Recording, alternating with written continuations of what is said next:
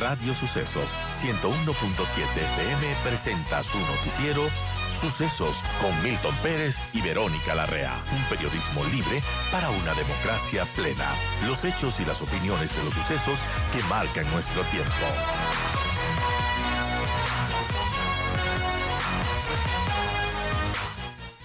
Y damos la bienvenida a Franklin Galarza, el expresidente de la Asociación de Municipalidades Ecuatorianas. Y justamente la AME ha planteado un diálogo como el único mecanismo para resolver las discrepancias entre el gobierno y la CONAIE, que ha desencadenado este paro que ahora, entra a su segunda semana, una semana compleja además, donde la Asamblea está analizando la revocatoria de este estado de excepción. Y bueno, para ello Franklin Galarza ha propuesto ser como puente de diálogo, es decir, un rol de mediadores para consolidar el acercamiento entre el gobierno y la CONAIE, porque cree que se necesita esta tercera vía, y para ello pues han propuesto el servicio de mediación. ¿Cómo está esa propuesta, Franklin? ¿Qué le ha dicho el presidente? ¿Qué le ha dicho la CONAIE? ¿Qué podemos esperar de que se pueda llegar a un diálogo en esta situación que se ve muy compleja y que se ve que al menos ninguna de las partes quiere ceder mucho, que digamos? Bienvenido, Franklin, escuchamos. Buenos días, estimada Verónica. Un cordial saludo al pueblo ecuatoriano. Y en estos momentos difíciles que estamos viviendo en todo el país, que la paz y la tranquilidad vuelva a las ciudades del Ecuador.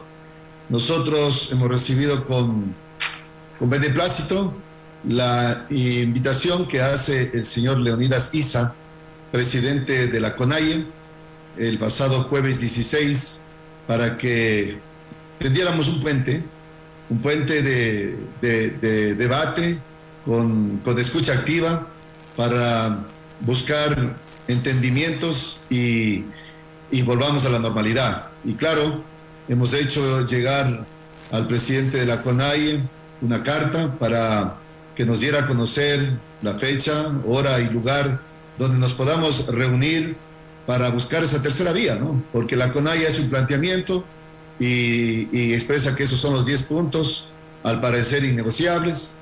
El gobierno nacional también hace su planteamiento, ya ha resuelto algunos vía decretos, algunos puntos de los que demanda la CONAIE. Sin embargo, pues han pasado 8 días o 7 días, ya hoy es 8, y no hemos llegado a ningún acuerdo, y por ello es que como Asociación de Municipalidades Ecuatorianas estamos dispuestos a buscar esa tercera vía, esa tercera alternativa para darle salida al país. Bueno, importante tener esa tercera vía también, además de la Asociación de Municipalidades, Franklin. Hay otros organismos como la Conferencia Episcopal Ecuatoriana, las Naciones Unidas, universidades, otras organizaciones de la sociedad civil que han dicho, bueno, queremos extenderle la mano al gobierno, a la CONAIE, para que pueda dialogar. ¿Cómo ve esas posibilidades? ¿Usted tiene alguna respuesta del gobierno, una fecha de cuándo podría darse este diálogo? ¿Hay algún avance en ese sentido?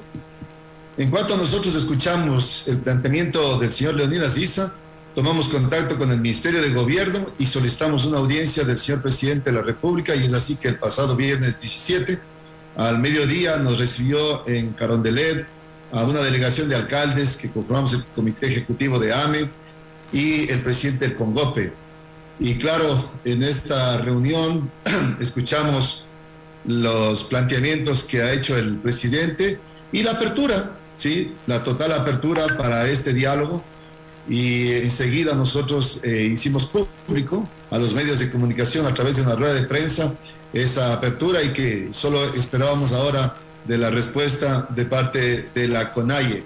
Así que el gobierno ha abierto este diálogo, ha abierto la posibilidad de este encuentro, y a través de una mesa técnica, si es necesario, antes de que se puedan encontrar el presidente de la República con el señor presidente de la CONAIE.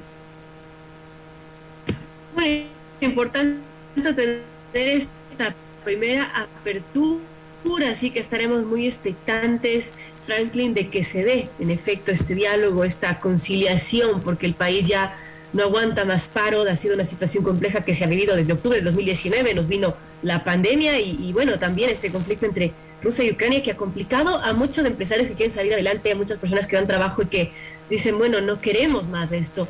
Entonces, ¿cómo llegar a consensos ustedes en este, sirviendo de puente? ¿Cómo cree que se llegaría a consensos? ¿Usted tiene buenas expectativas de lo que podría llegar a ser? Bueno, yo creo que en la casa, en el hogar, en una pequeña empresa, en toda institución, siempre hay discrepancias, divergencias, y uno escoge al final como padre de familia, como hijo, como esposo, como esposa, como jefe, como subalterno, uno escoge de qué lado quiere estar, si quiere encontrar soluciones o quiere ser parte del problema. Yo espero y soy optimista que en realidad entre el día de hoy y mañana se pueda dar este acercamiento, este diálogo, porque si tras la expresión que lo respalda la CONAIE y otras organizaciones sociales que están amparados en la Constitución, el derecho a la protesta social, a expresar el descontento ciudadano, pues si tras de ello existen otros intereses y otros actores, de pronto políticos, ¿sí? Pues eso es lo que nosotros como ecuatorianos y como autoridades tenemos que estar vigilantes desde la Asamblea Nacional. Hoy se va a tratar también si se da de baja el decreto del presidente donde determina el estado de excepción, y entonces hay que ver de qué lado están también los asambleístas. Pues nosotros ya tenemos como ecuatorianos experiencias suficientes. ¿Qué ha venido después de tumbar un gobierno? En el gobierno de Abdalá, el gobierno de Lucio Gutiérrez, de Yamil Mawad, pues se ha ahondado más la crisis, y en lugar de reivindicarse los manifestantes, en este caso el pueblo indígena, quienes han pescado a río revuelto han sido otros, y por eso viven como viven y tienen derecho y tienen razón y argumentos de sobra para reclamar por este olvido, por este abandono, porque la pobreza se radica básicamente en estos sectores. Bueno, entonces hay que entender qué hay detrás de estas manifestaciones, y hoy estamos viendo con claridad, el país está siendo testigo de quiénes son en realidad los que están provocando el vandalismo. Ojalá en las horas siguientes no hayan heridos, ojalá no hayan muertes, y sobre todo que podamos identificar quiénes en realidad estarían provocando. El gobierno ha dado muestra de flexibilidad, el gobierno ha dado bastante apertura y bastante, diríamos, un poco de flexibilidad respecto de la fuerza pública. Y claro, hoy esperamos que Dios ilumine a las autoridades, porque ya venimos de una crisis sanitaria sin precedentes, una crisis económica sin precedentes, y la ciudadanía quiere trabajar, la ciudadanía está recién empezando a reactivarse, recién empezando a recuperarse después de todo lo que hemos vivido, y no aguantaríamos más. Por ello, yo espero que Dios ilumine a las autoridades y tomen las mejores decisiones. Así es, Franklin. Y bueno, el ministro de Gobierno, Francisco Jiménez, ha manifestado que al menos del lado oficial ellos mantienen esta apertura al diálogo. Usted nos ha corroborado con estas intenciones del gobierno, que dice, bueno, es flexible a dialogar a ciertos temas, y también se ha visto una muestra en este decreto ejecutivo que emitió y en el que, entre otras cosas, pues por ejemplo, duplica el presupuesto que tiene el Estado para la educación intercultural bilingüe, también otros temas como el de los créditos, la condonación de ciertos créditos. Es decir, sí ha escuchado en parte a las demandas de la CONAIE. Hay otros temas más complejos y delicados como el de los combustibles. Recordamos que si bien están congelados, tienen un precio un tanto elevado, no tanto como si comparamos con los países vecinos, pero son parte de las demandas de la dirigencia indígena.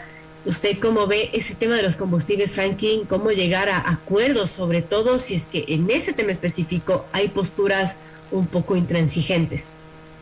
Consideramos que de los 10 puntos, la mayoría son negociables.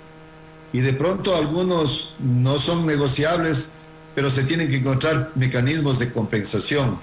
Un punto bastante álgido y crítico es los combustibles, porque se estima que el subsidio a los combustibles bordea los $3.000 millones y que alrededor del 80% de los beneficiarios no son en realidad las familias pobres del Ecuador, el pueblo indígena, los pequeños y medianos emprendedores, los agricultores, ganadores, pescadores, etcétera, pues son la clase media y sobre todo los empresarios, los grandes industriales. Y pues claro, allí no hace mucho sentido bajar los precios de los combustibles para que se sigan beneficiando, no solamente dentro del país, sino en las fronteras. Eso es lo peor, que estamos beneficiando con nuestros recursos, con el dinero que pagan los impuestos, los ciudadanos beneficiando a la frontera para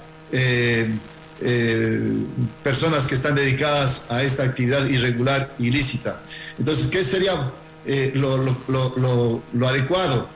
Que esos 2.500 millones de dólares que se ahorran en este subsidio, el gobierno nacional lo destine directamente a reducir estas brechas de desigualdades que existen en el país, y que eso es innegable. Yo vengo de una ciudad, de un cantón, de una provincia como es Morona, Santiago, hoy ubicada por el INE como la provincia más pobre del Ecuador. Entonces este no es un tema de un año del gobierno del presidente Guillermo Lasso, esto es de decenas de años. Y claro, esos recursos deberían focalizarse, ¿sí? Deberían dirigirse para apalancar la situación dramática que viven el pueblo indígena, las nacionalidades. Y claro, en este sentido, pienso que se puede negociar, o sea, si hay una mesa técnica, se puede reconsiderar, a lo mejor no lo que están planteando la CONAIE, sí, pero como ellos también han señalado, que se focalice, es decir, que se establezca un mecanismo adecuado para que aquellos que viven, por ejemplo, de la agricultura y que utilizan los tractores agrícolas, que utilizan, por ejemplo, en mi pueblo Shuar, los botes, donde utilizan los motores fuera de borda, y se les pueda dar ese subsidio, o digamos, ese beneficio para que compren el combustible a tal precio. Creo que esa es la forma adecuada de poder llegar a acuerdos. No hay otra forma, no hay otra manera, es de sentarse a conversar y no hacerse sentir que lo están escuchando, sino en realidad escuchar y llegar a un acuerdo. En realidad, si hay otra agenda de tumbar al gobierno, como ha pasado en los años anteriores, cuando han caído los gobiernos anteriores, no podemos esperar que a lo mejor la reivindicación de los pueblos indígenas va a ser considerada y atendida de manera inmediata. Pues ustedes ya ven quiénes están moviéndose alrededor de todas estas movilizaciones. Amigos, 8:03, dialogamos con Franklin Galarza, presidente de la Asociación de Municipalidades Ecuatorianas. Justamente la AME se ha propuesto servir de puente mediador entre el gobierno y la CONAIE para llegar a acuerdos que se ven difíciles, pero dice Franklin, no imposibles. Ahora hay otro punto que usted ha topado y es clave. ¿Cómo ve estas intenciones de desestabilización del gobierno? Ha habido muchas denuncias, muchas sospechas también de que hay ciertos grupos que, bueno, quitando las legítimas demandas de la CONAIE, de los sectores empobrecidos que necesitan cambios, pero hay también estas sospechas de desestabilización y de que hay grupos que quieren fabricar el caos justamente para lograr esa conmoción interna y lograr votar al presidente. Eso lo han estado buscando desde el gobierno de Lenin y en el 2019, eso lo siguen buscando hasta ahora. ¿Cómo hacer con esa amenaza latente que tiene el gobierno? Bueno, el gobierno ha advertido que existen intereses de grupos irregulares en desatar el desorden para concentrar a la policía y a las Fuerzas Armadas en las calles de la ciudad y de pronto descuidar las fronteras. Sí, ese es un tema que el mismo gobierno lo ha señalado y que es lamentable. Y luego, pues claro, sabemos quiénes están detrás de todo aquello y que esperan pescar a río revuelto. Lo que nosotros menos quisiéramos, sí, es saber es que este pueblo valiente, este pueblo guerrero, este pueblo luchador, que por años de años ha venido buscando esa reivindicación, sea utilizado por estos grupos, ¿sí? Políticos, grupos económicos, grupos irregulares. Y claro, por eso esto no es un tema solamente del sector que está en las manifestaciones. Yo creo que aquí también se deben pronunciar las demás instituciones, los demás estamentos, desde el área social, desde el área política, económica, gremial, sectorial, porque pues yo he escuchado criterios y opiniones de articulistas que la población indígena representa un 6-7%, y no puede ser que este porcentaje determine una agenda. Creo que no va por ahí la cosa. Tienen derecho a ser escuchados, tienen derecho a ser atendidos, eso está demasiado claro y es evidente.